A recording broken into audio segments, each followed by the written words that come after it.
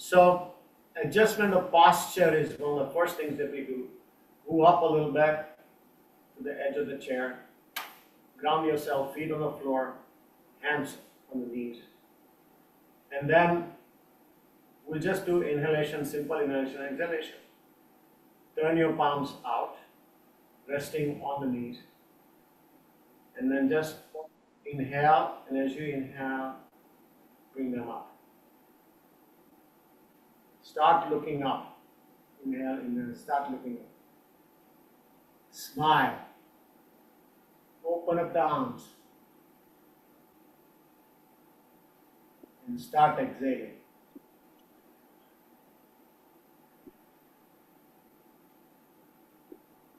One more time, just for practice. Inhale.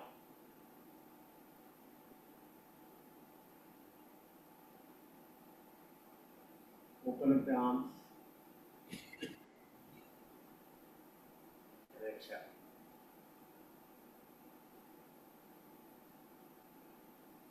What we have done here is we have done the movement synchronized with the breath work and synchronized with your mind. So three things were synchronized in this particular practice already. What we did here is one more time we move again, and notice at this time we have to notice mindfulness is important. Okay. So with the mindfulness, notice how high it goes and how high the hand goes up and how much air you're getting in your chest and the belly. So inhale. Notice how much air is going in. Fill it up. Now slowly start emptying it out. Noticing.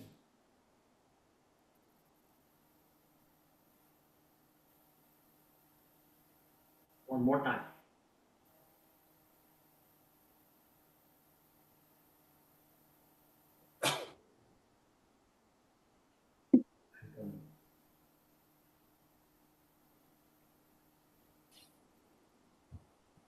So three practices I've done already. So anytime you do any movements, for example, you move this way, that way, or walking around your breath, you become aware of the breath, and the breath continues to work with you.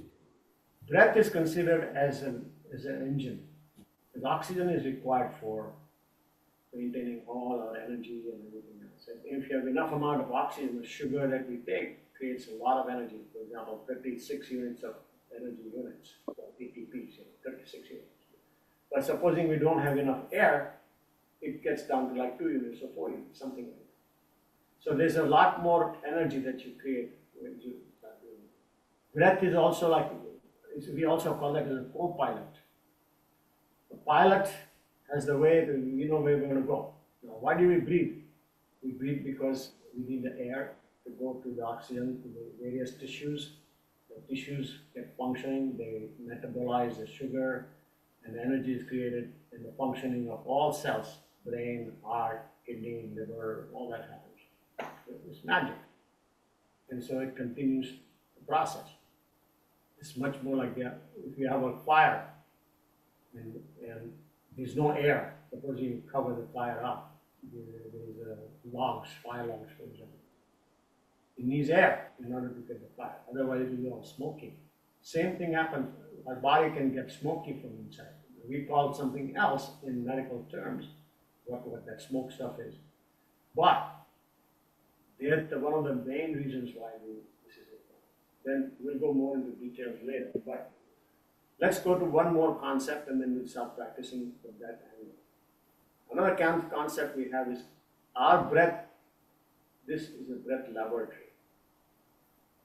Like in any given laboratory, there are chemicals, there are some doorways, some cleaning areas, filtering areas, some areas like that. So we have all that. And it's like a breath lab. And you are the director. We are the director. Go ahead and put your hands over here, up on the head, like here. We are the director of the breath lab. Inhale and exhale. Give the message to the brain. You're the director. I control the breath.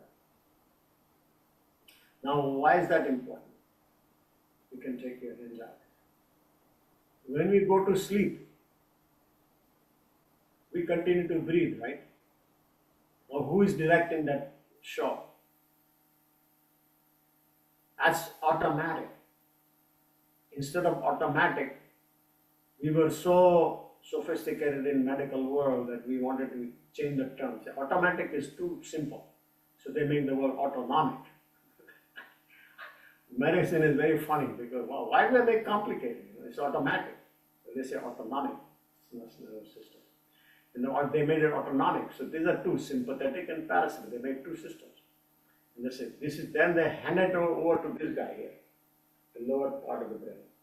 They handed that over to, okay, you control it. You control it. Now it begins there. It's so simple. Okay? It's very simple. The control was given to the lower respiratory centers. They said, you control these two automatic systems. Why the automatic system is required? Because the guy is going to sleep 8 hours. Who is going to take care of it? I need to make sure that something happens, oxygen is happening, the carbon dioxide is getting out, everything, even though he's sleeping. And so, into the inhalation and exhalation, this whole thing was built in. So I'll give you an idea. Let's inhale again. Do the same, one practice, but so much of recognition of that is. So inhale.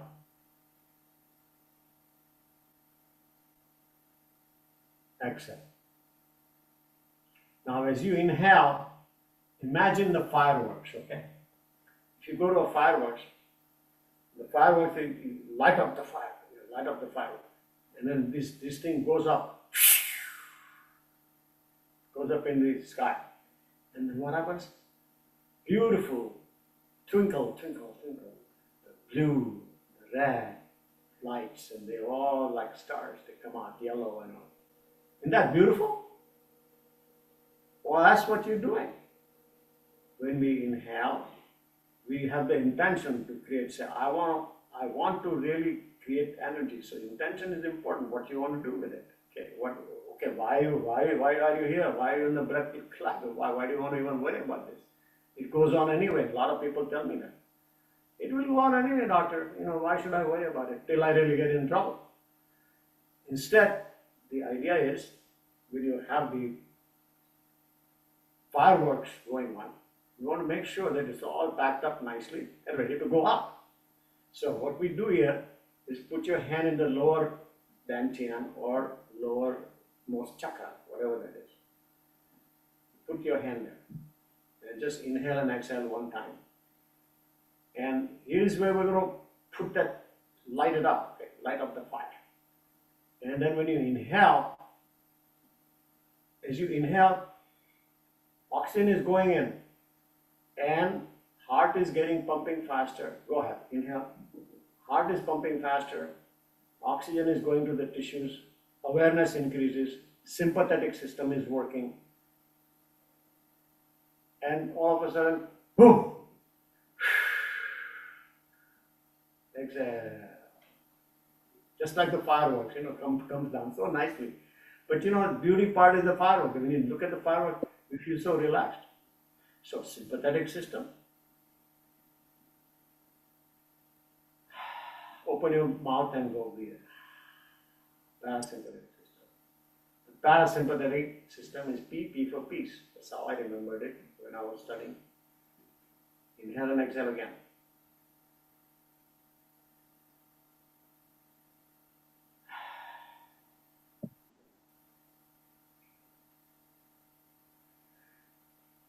So now we understand the basis of how this thing is programmed there. The body says, if you want to be awake, you'll be inhaling more. Supposing you want to be more awake. You focus on better inhalation. Inhale more. You want to be more intelligent than who you are. Anyway, not intelligent, but problem solving, let's say.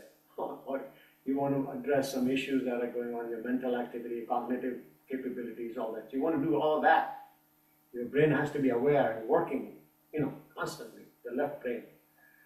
At that point, we need to increase the oxygenation. And that's why you focus on better inhalation. So that's how you adjust yourself. Now you remember, This is all automatic given to you at night. You can keep it automatic during the daytime also. It's like the autopilot or auto. However, conscious breath control is something that we understand this and we can adjust it as we need it. So let's go to the sympathetic again. Inhale.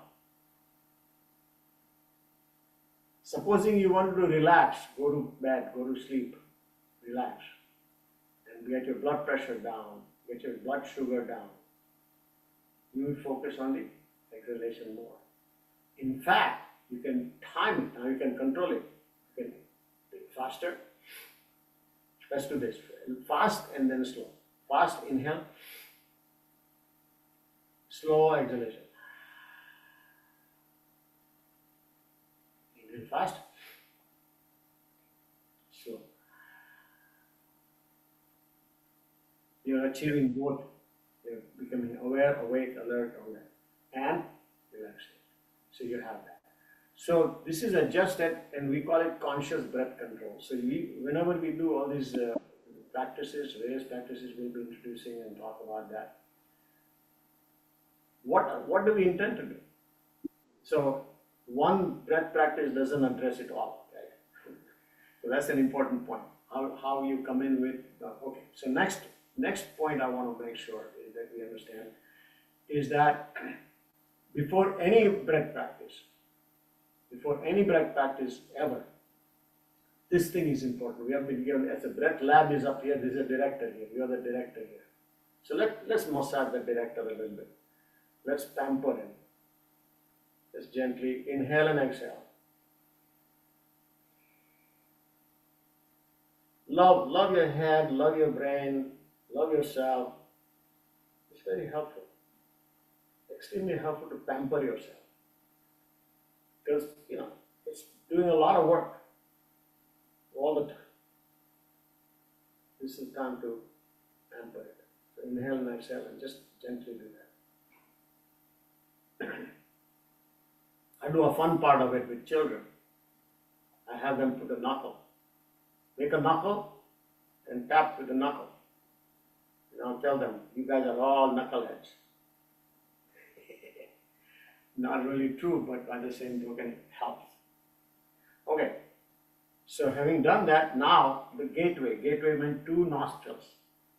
Two nostrils, now if both of them are open, we know very well that when the nose gets stuffed, one of the nostrils, you can't breathe, and all of a sudden you reach for a nose drop or whatever, or medications or whatever. Now what you want to do is you want to make sure that these two are all open. So let's do this. Inhale and exhale. Inhale through one nostril and check how much air is coming in.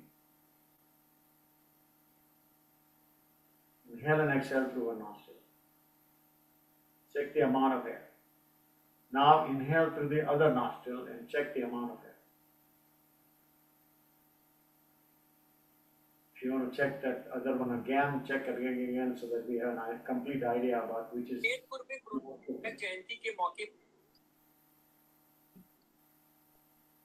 Chances are more often that one is more than the other. Raise your hand if one is more than the other. Just raise your hand, show me your hand. Okay. Now that is a normal phenomenon. What happens is there's a center here that creates nasal cycle. It's called nasal cycle. It's a constant cycle during the 24 hours. And it's one of the most consistent cycles. It keeps one nostril open for 2.5 hours, and then other one is opening for after 2.5 hours. Because the whole secretions and all should not dry up. It's like you're sharing it, sharing the work that you do. So that's the reason why this nasal cycle is very crucial. It continues to work even during the night. So now if it's unequal, we always open both nostrils because two nostrils better than one. Obviously, more air and better oxygenation and all that. So what you do is inhale and exhale. Let's inhale, exhale. After exhalation, pinch your nose and hold your breath. Pinch your nose, hold your breath, and then shake. Keep holding the breath. Shake your head sideways and up and down.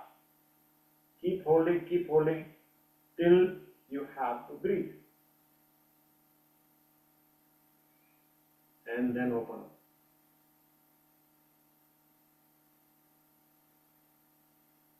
Take a breath, simple breath. Now inhale and exhale, one side. Inhale, exhale. Check again. A little bit more open. Yeah, a little bit more open.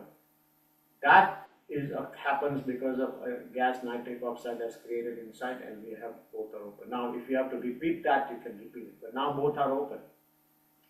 This particular practice has to be done every single time before you do any breath practice.